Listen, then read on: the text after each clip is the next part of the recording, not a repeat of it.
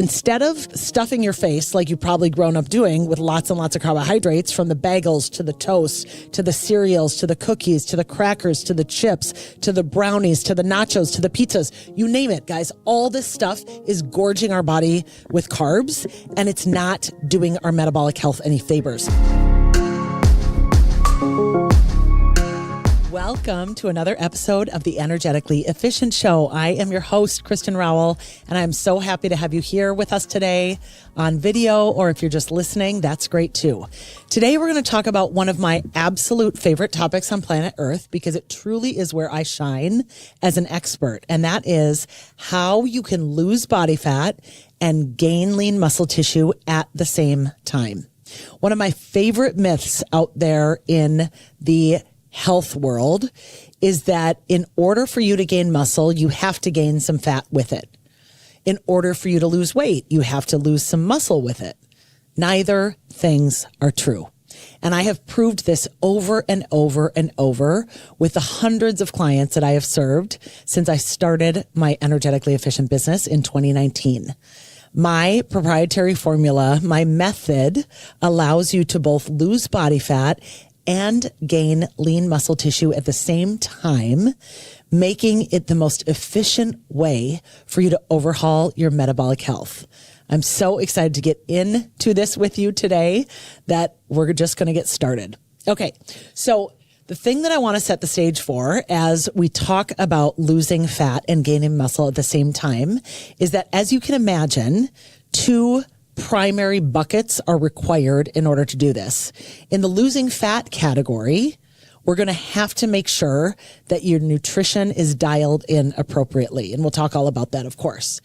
And then in the gaining muscle category, yes, your nutrition matters significantly to this category, but equally, if not more important in the gaining muscle category is that we have to be creating a stimulus to the muscle.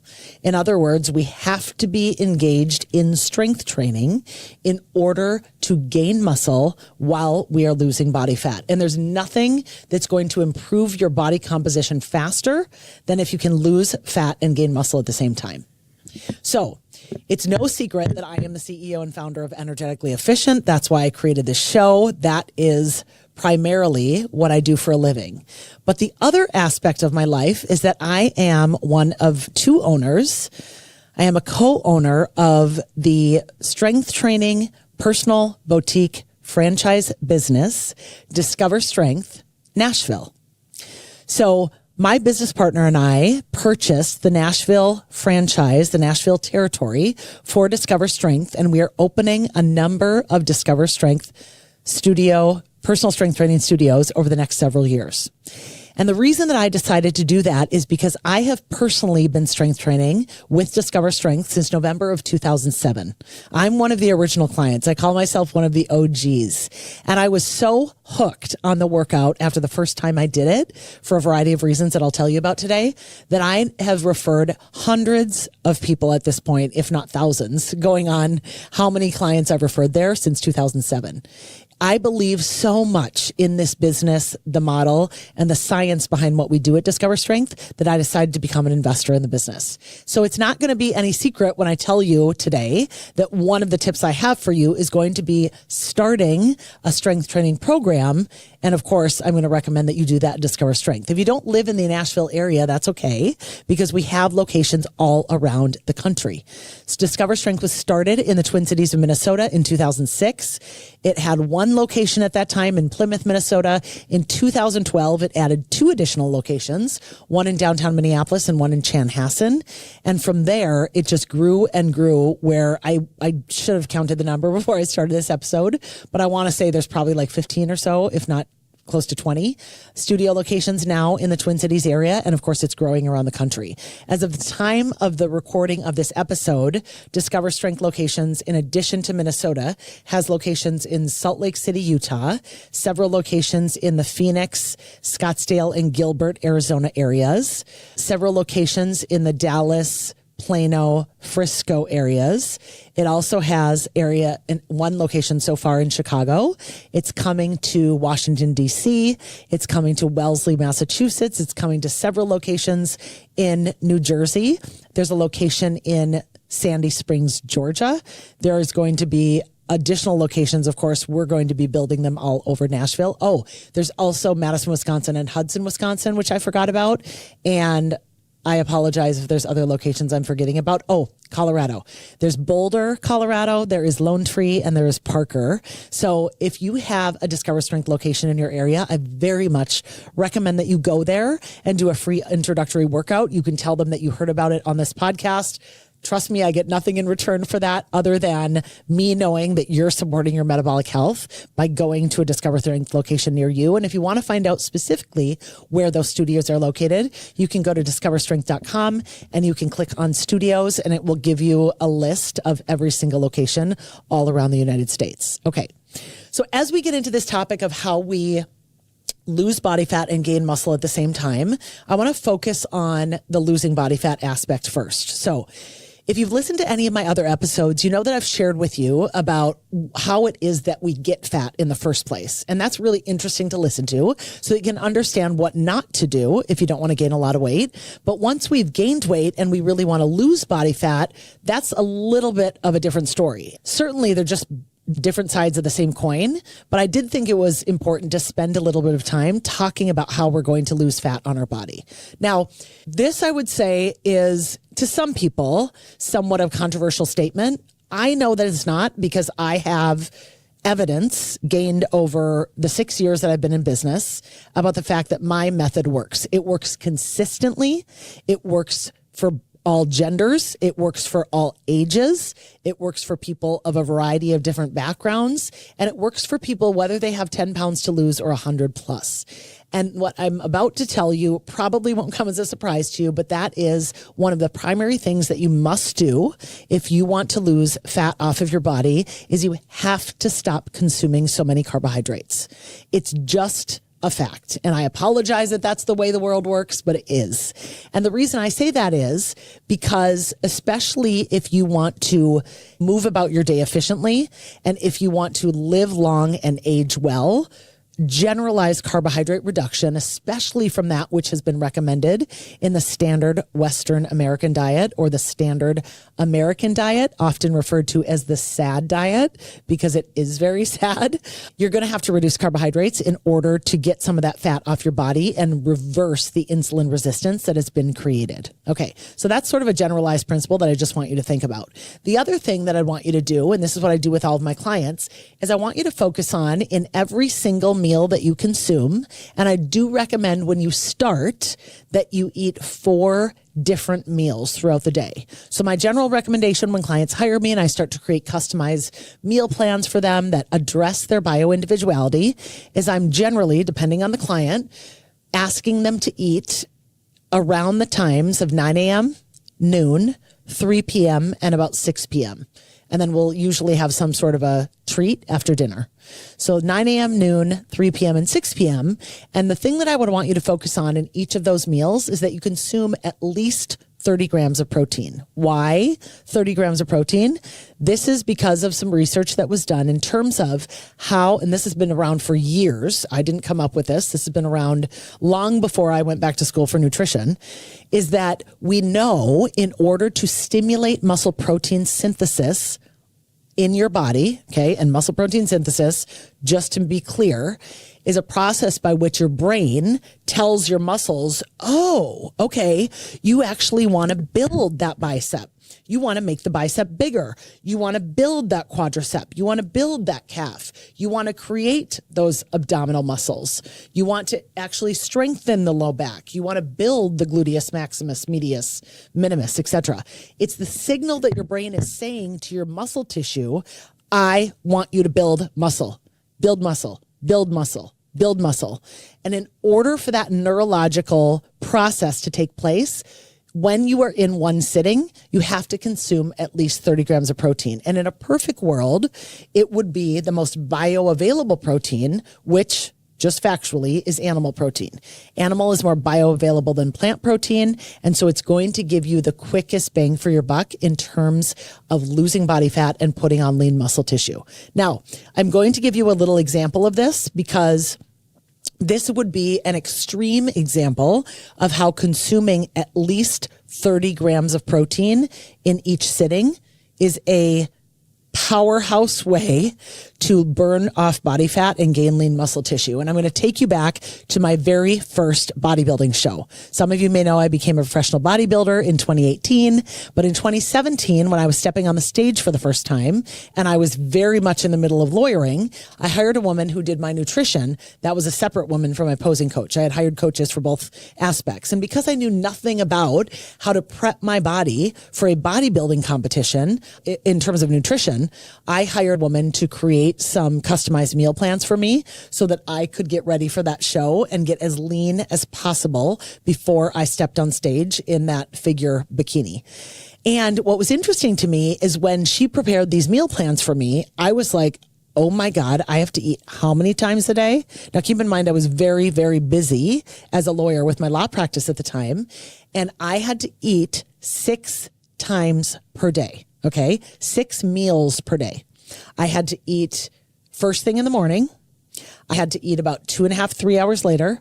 I had to eat about 2.5 to 3 hours after that, 2.5 to 3 hours after that, 2.5 to 3 hours after that, and again, 2.5 to 3 hours after that. So on an average day, I was eating somewhere between 7 and 8 in the morning, and I was ending between 7 and 8, or sometimes even 8 at 9 at night, depending on my schedule. So I was eating a lot. But the reason that I was doing that is because I was consuming 30 to 32 about, or 33 grams of protein in each sitting. Let's round up and say 30 to 35.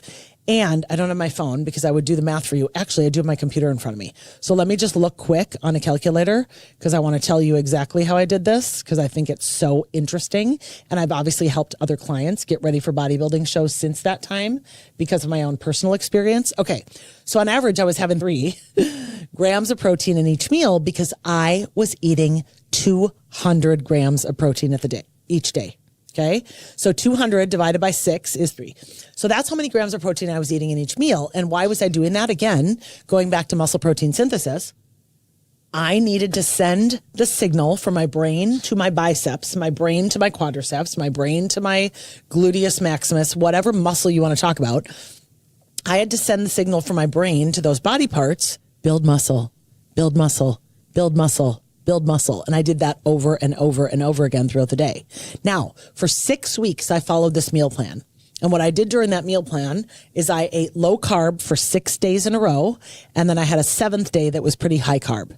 And then I ate low carb for 6 days in a row. And then again, I had a 7th day that was high carb. And I did that over and over and over for 6 weeks. And by the end of 6 weeks, because of course I took a bod pod before I did that experiment and I did a bod pod after. And in 6 weeks, I gained 7 pounds of lean muscle tissue and lost 5% body fat. And I was so happy about it and so proud of myself. I stepped on stage for that particular bodybuilding show at, I want to say 15.1% body fat. And the following year, when I prepped again and hired the same woman to coach me, and we made some modifications on the nutrition because I felt like the high carb day was way too high of carbs and I frankly didn't enjoy it. And I felt inflamed. I had to eat 300 grams of carbs that day and it was miserable. So we split it up into 2 different high carb days during the week where I only had 150 grams of carbs each day. And that was much more manageable for me. And that for that show, I got down to 13% body fat. So I competed at 13% body fat, 14% body fat both times. And that was the year that I won my pro card and I felt great about it. So I'm telling you this story because that I'm emphasizing the importance of having different meals throughout the day that allow our bodies to build muscle and burn body fat. If we aren't sending the signal from our brain to our body to build muscle many times throughout the day, we're not going to be doing it. So as much as I love intermittent fasting, and I talked about it in 2 different episodes here, and you'll get those episodes if you haven't listened to those already. As much as I love that, I also know I still need to eat periodically in order to build muscle. So I tell people, and I don't think I mentioned this in the intermittent fasting episode, so I'll say it here. I think if you're someone who wants to lose body fat and gain muscle at the same time, you need to eat a minimum of 3 times per day, but really ideally 4. And so that's a shorter fast. That's like a 13-hour fast. That's maybe a 14-hour fast. It's not a 20-hour fast. It's not even a 16-hour fast because there's not enough hours to be able to eat 4 different meals with them spaced out apart 2.5 to 3 hours so that you can stimulate muscle protein synthesis at different times throughout the day. So this is why I'm saying if you want to start this in the losing fat and gaining muscle at the same time, you really want to think about 9 a.m., noon, 3 p.m., and around 6 p.m. to start. Okay. That will give your body the opportunity to build muscle 4 different times throughout the day instead of just 3 if you eat at noon, 3 p.m., and 6 p.m. And so that's if you really want to gain muscle and lose fat at the same time. Forgive me, I'm just trying to get my legs adjusted here. Okay, there we go. So that's really important. We have to have at least 30 grams of protein at each meal, and we want to make sure we're eating enough times during the day. And then we also want to minimize the amount of carbohydrate we're consuming. But one of the things that I notice that people do when they say, okay, I'm going to eat low carb, is they do a lot of what people in my industry refer to as lazy keto or even dirty keto. Those are some words that are bandied about there. And what I mean by that is that from my perspective, I do think that it is important for overall generalized health, especially because I'm an expert in nutritional detoxification. I think it's really important to make sure that we're getting adequate amounts of fiber. And I really, really like fiber for what it does for your gut health, for what it does for your satiety, for what it does for your digestion, for what it does for your brain health, and gut and brain are related. So it's really supporting the gut-brain axis. I like what it does to ward off cancers of all kinds. I like what it does for your colon. I really, really like fiber. And my favorite sources of fiber, in case you want to make a note about this, I'll share this with you here. My favorite sources of fiber are organic chia seeds. I love chia seed pudding. I share recipes about chia seed pudding all the time. I also love berries. Raspberries are I think raspberries, and I should probably double check this, but I'm pretty confident when I say raspberries are the highest fiber food for their caloric density that you can consume. If you eat let's say one of those containers of raspberries, that's not like 2 sides to it, but just one side, it's an actual little square.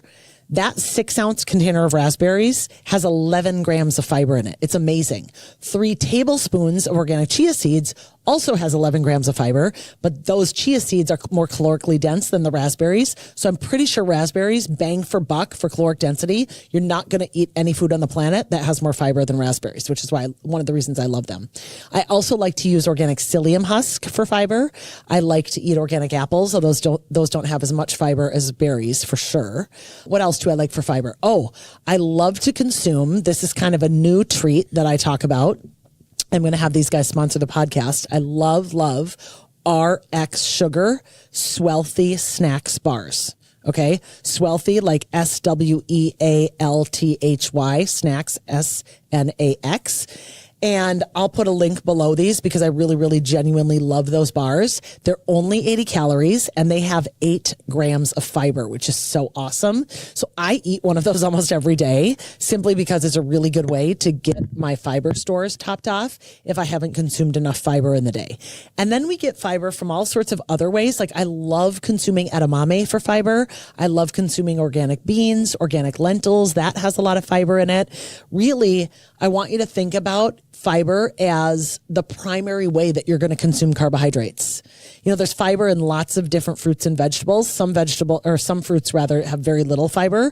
And I don't recommend those fruits as much because they're going to give you more of a blood sugar response. Anytime we have a lot of fiber, it's going to slow down and blunt the blood sugar response when we consume those fibrous foods. Okay.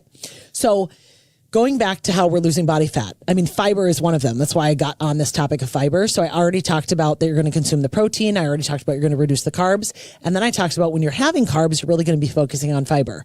Then the other thing that you're going to do is instead of stuffing your face like you've probably grown up doing with lots and lots of carbohydrates, from the bagels to the toast to the cereals to the cookies to the crackers to the chips to the brownies to the nachos to the pizzas, you name it, guys. All this stuff is gorging our body with carbs, and it's not doing our metabolic health any favors, especially for the things I just identified that are comprised largely of carbs and fat. Because why? Remember, when we eat carbs and fat together, especially when we eat them together in the absence of protein and fiber, meaning there isn't much protein and there isn't much or any fiber, all you're going to do is put that on as body fat.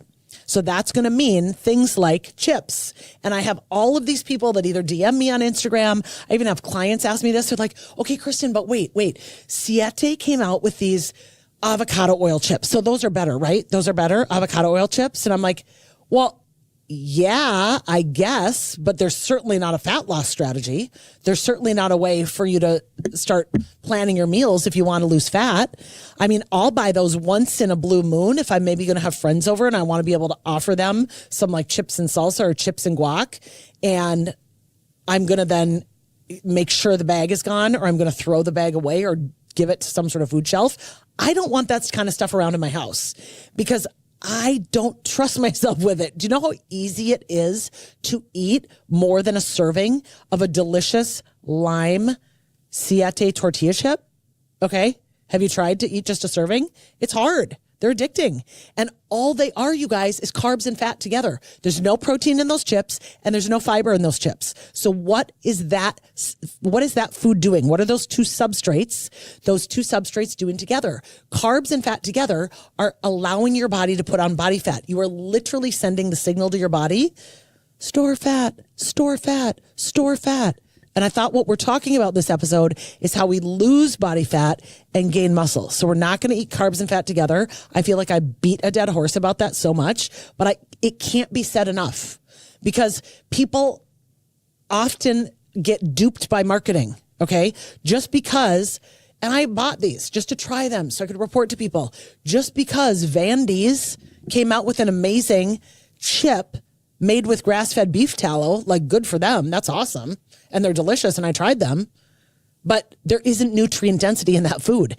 You would be way better off eating a full baked potato and putting some grass-fed beef tallow on it because you're getting all that potassium. You're getting all that fiber. You're actually eating volume for way less calories and you'll get full.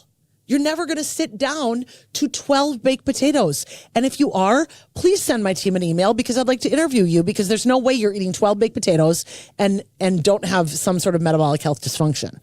12 baked potatoes is going to make you so full you can't see straight. But you could easily eat your body weight in Vandy's chips times 10. I know I could. Because they're delicious. Same with masa chips. Wow. They're organic, non-GMO corn. They've got grass-fed beef tallow. Great, guys. But do you want to lose weight? Then why are we eating that as if that's part of our meal? Now, I will tell you, I bought that stuff and I ate it where I would weigh out one serving. I would eat a full meal of like tuna, beans, celery, sauerkraut, and I might use a few of the chips to dip that in, like to use it as a scooper. And even after I eat that, I then go walk the dogs for at least 20 minutes or more because that carbohydrate and fat combo is it's still providing straight carbs, basically, with also some healthy fat, but it's still providing straight carbs. And that's going to have an impact on your blood sugar, especially if you sit there and eat multiple servings, which I know most people do. And especially if they eat them plain and not do what I just did, which was to have tuna, beans, sauerkraut, celery. Like that's the way to do it if you're going to eat stuff like that. So I digress, but I just want to make sure as you're thinking about your healthy fats and what I'm going to get to next, which is your carefully add carbs, which I always talk about, that you're not duped by a lot of this fancy marketing that is causing you to eat something that's going to be detrimental to your metabolic health. So what I want you to think about on this topic as we continue to go into how we lose fat is I want you to look at the nutritional information on the actual package. If the nutrients, like let's say you see 150 calories, 170 calories, 200 calories, 130 calories, whatever it is, if those calories come from fat and carbs, that food, if you're not eating protein with it, if you're not eating something else with fiber with it, that food itself, especially if you eat it by itself, is most likely going to be put on your body as body fat. Unless you're running 10 miles a day, unless you just got done with a huge lift and you're trying to put some quick carbs in your body for muscle gain and you don't have a lot of body fat on your body, and you're going to use that and then go on a walk, like that might work. But otherwise, you guys, I want you to think of the carbs and fat together. It's going to help your body gain fat. Okay. I'll get off my soapbox about that now. So if we eat low carb long enough during the day, and if we stop stuffing our face at, let's say 6 o'clock or 7 o'clock or 8 o'clock at night, at some point during the middle of the night, once our blood sugar gets low enough and it's like, alert, alert, alert. Blood sugar's getting below a teaspoon. Then your pancreas is like, oh, okay, it's okay, guys. I got it. I'm going to release glucagon because glucagon is going to go into our fat stores. It's going to go in to get those triglycerides, which, as you recall, if you watched my episode, How We Get Fat, it's going to go and pull the triglycerides apart. Remember, triglycerides is 3 fatty acids, tricycle, triangle, 3, tied to a glycerol molecule. This is a triglyceride. It's going to pull those apart. It's going to grab that glycerol molecule, and it's going to put your blood sugar back up to 1 teaspoon where it feels best and where you're regulated and where you don't have hypoglycemia or any kind of diabetes situation, right? We want to keep our blood sugar regulated at a teaspoon. So if we eat low carb, if we then stop eating at a certain time, then during the middle of the night, that's what's going to happen. And so you start to get in to this fat burning state, right?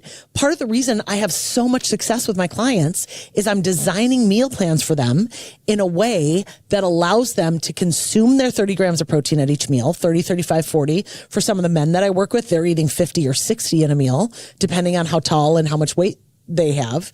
They could be a bigger guy, and then they need to eat a lot more protein in one sitting, but they're getting their protein in one sitting. And then the other fuel substrate that they're eating, or rather the fuel substrate, I should say, because protein isn't a fuel that we store. We only store carbs and fat. They're getting fat because that's going like avocado, like walnuts, like olives, like olive oil, like avocado oil, like pesto, like butter, like ghee, like beef tallow. I mean, you name it. I could list, lots and lots of different fats for you. It may even be the fat that's part of a ribeye or, heavier salmon. But those fats combined with the protein are going to allow their bodies to feel satiated. Especially if we pair it with fiber, you're going to feel satiated. You're not going to want to snack. You're going to be mentally acute. You're going to have a lot of energy. And especially when you're drinking all your water with electrolytes, and I'll do a whole nother episode about water and electrolytes, don't worry. You're going to then feel so good while you're also losing fat. Now we move over into the gaining muscle standpoint, and we're supporting our muscles with all of that awesome protein, going back to how I got all that muscle put on my body during my bodybuilding days. And then we're also strength training, and we're doing 2 intense workouts at somewhere like Discover Strength twice a week, where we're lifting all the way to momentary muscle failure, and we're actually exhausting and taxing the muscles in a way that they create inflammation in them so that they can build up bigger. And you now have a magic formula. We're literally taking fat down and we're gaining muscle at the same time. And I have shared in very many places before, but I haven't shared here. I want you guys to just see. I have so many before and after bod pods and before and after DEXA scans. I'm just going to run through a number of these where it's losing fat, gaining muscle, losing fat, gaining muscle. This fat is over on the left-hand side. So you can see it's fat coming down to your left, and then it's muscle going up on the right-hand side. So it's losing fat, gaining muscle, losing fat, gaining muscle. And look at these. I have result after result after result. It's so rewarding for me to be able to help clients do this. I just love it. I really love it. And the reality is I'm able to do it because I did it for myself first. That's how we're supposed to serve in this world.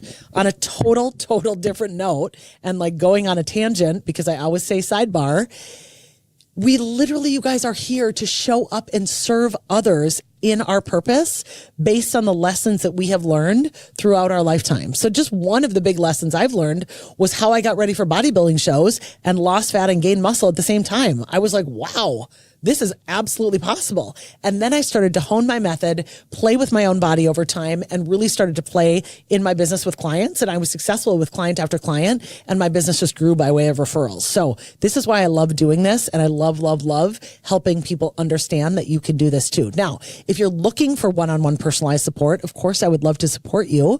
You can always go on my website and apply to work with me. I do not take everyone that applies to work with me, but if you are someone who's ready for this one-on-one personalized support, I would of course love to support you if we figure out that we're a good fit to work together.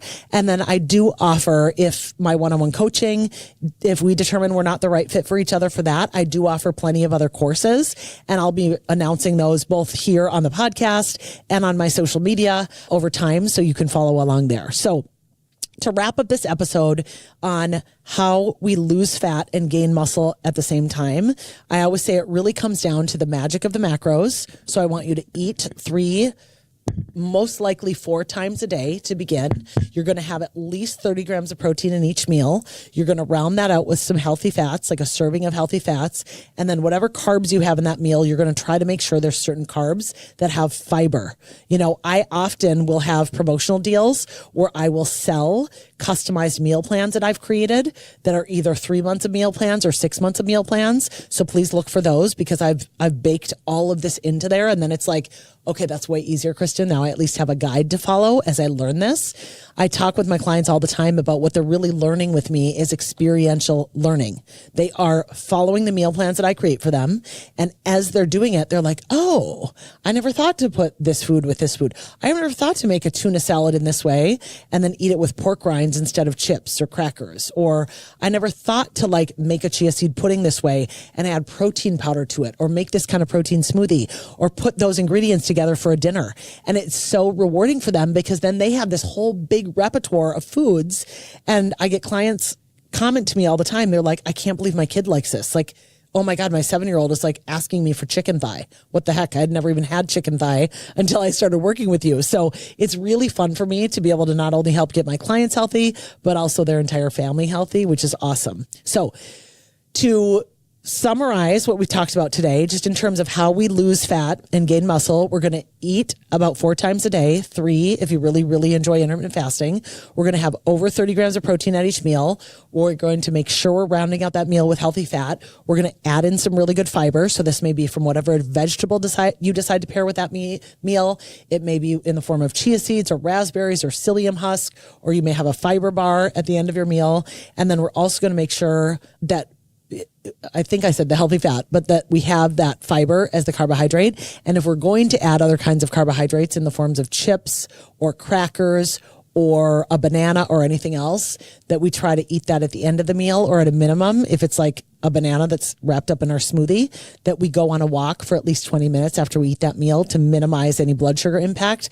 And then of course, last but certainly not least, we're going to intensely strength train twice per week in order to stimulate muscle protein synthesis, to give the tissue the signaling that it needs to be able to convert that body fat into lean muscle tissue, so that you can be strong, so that you can age well, and you can support all aspects of your metabolic health. Okay. Thank you so much for being here today. I hope you enjoyed this episode of the Energetically Efficient Show. I loved having you. I'm so grateful that you're part of my community, and I can't wait until we are together again very soon. Thank you so much.